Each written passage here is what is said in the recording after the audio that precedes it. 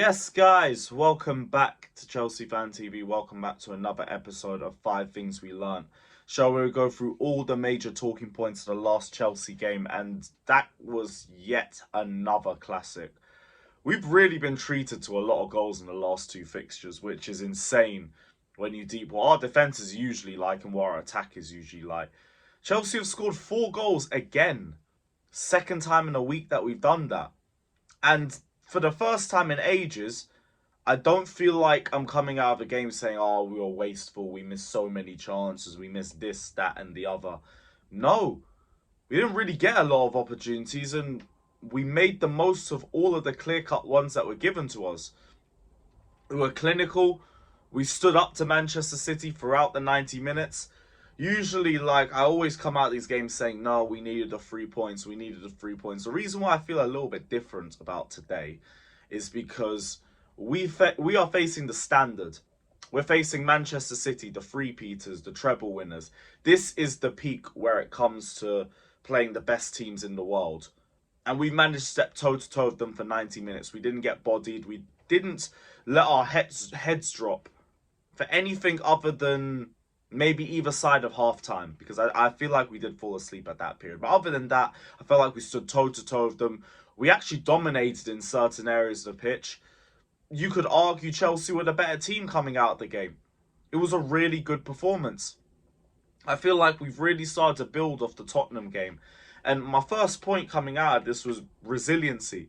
Resiliency is finally starting to show in the team. We came back from behind, I think, twice. Yeah, twice in that game. Despite conceding 2 goals at either side of half-time. At that point, I thought, oh, we've fallen asleep. The game's a bit dead here. But we kept our heads above water.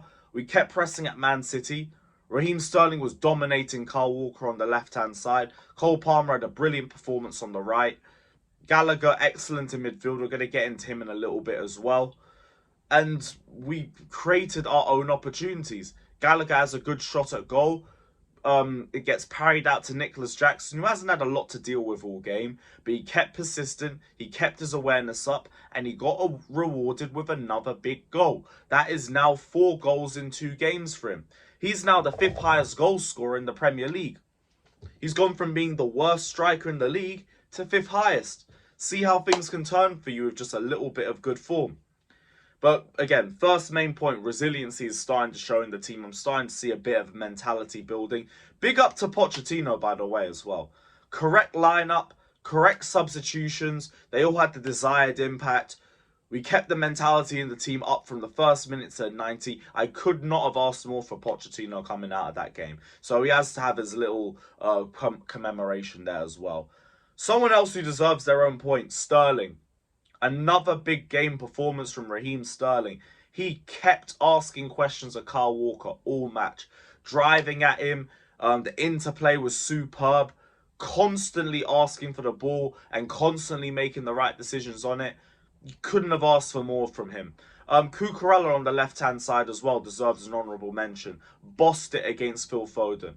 But Foden, who I think was debatably their best attacker that day, and he was still kept quiet for most parts by Cucurella. It was a brilliant performance from him. Someone else who deserves their own point, Reece James. When he is ready, when he is firing, he is the best right back in the world, bar none. He still wasn't fully fit today. And he kept Doku quiet all match.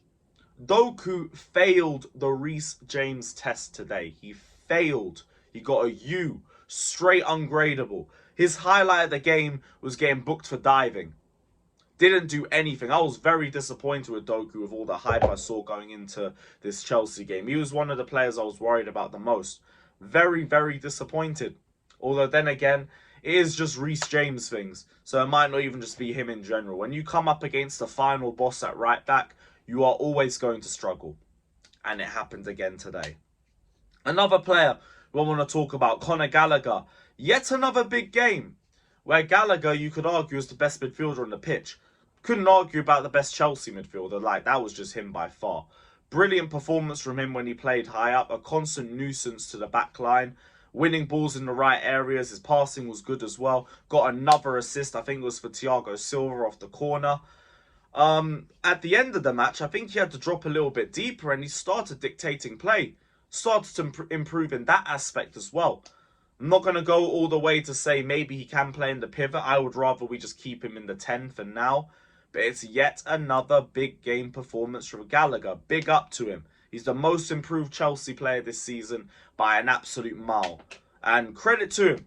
Because everyone knows I was really not keen on him at the start of the season. But, hey, new evidence has been presented to the table. And he looks like a different beast. He has improved. And he deserves all the credit for that as well. Final point from me is the Newcastle game. Actually, I want to give some honourable mentions out before I do that. Thiago Silva, big up to him. Yet another big game performance from him. What a header as well. Did get caught napping for the second goal. One real mistake. I'm not really going to hold anything against him for the Rodri goal. The guy sticks his leg out and it deflects into the back of the net. What are you going to do about that? Disasi, I thought he was very good today. Who else? Enzo and Caicedo are a little bit iffy. Not really their best performances. I thought Enzo had a good first half. Caicedo, not really his best performance. But it is what it is. We know their quality anyway. Robert Sanchez didn't put a foot wrong today. We might have to make this 6 things we learned because we do have to talk about Robert Sanchez's performance. What a save from Haaland in the first half. There was a lot of big stops from him in the game as well. He kept us within the game. His passing, there was no issues with that. It was just a flawless performance from him. Could argue maybe one of his performances of the season. But it might go under the radar based on how the outfield players play. I don't want to do that. We do need to talk about Robert Sanchez. He had a very good performance. So, we might make this 6 things we learnt or something. I don't know. I don't even know what I was doing there, but whatever. But yeah, last point. I'm confident for the Newcastle game. Very confident. We have clearly shown that we can produce results against the better teams. They're all running the same wash narrative that, oh, it was our worst performance this season and it was Chelsea's best performance this season. Yeah, sure. Arsenal said that. Liverpool said that. Spurs said that. Now City are saying it. It was all simultaneously your worst performances. No, we can turn up against the better teams. That's just it. It's as simple as that. Newcastle have a string of injuries. I don't know if any of you guys watched their game against Bournemouth, but they should have lost by about 7. Every time I watch Bournemouth, their finishing is worse than ours. Our finishing can be bad at times. It will never be Bournemouth bad. Never. They should have absolutely battered them. But instead, they only leave with a 2-0 win. It might be different with them being at home. But I do feel optimistic for the game. I do feel like we can impose ourselves on Newcastle. It's not really the same team. And we are capable of getting a result there. Keep building on the momentum. It's all we can ask for. But guys, it's the end of 5 things we learned. Big up to everybody that's locked in. Hit the like button, subscribe, all of that. And as always, up the Chelsea. Enjoy the break. Said no one ever.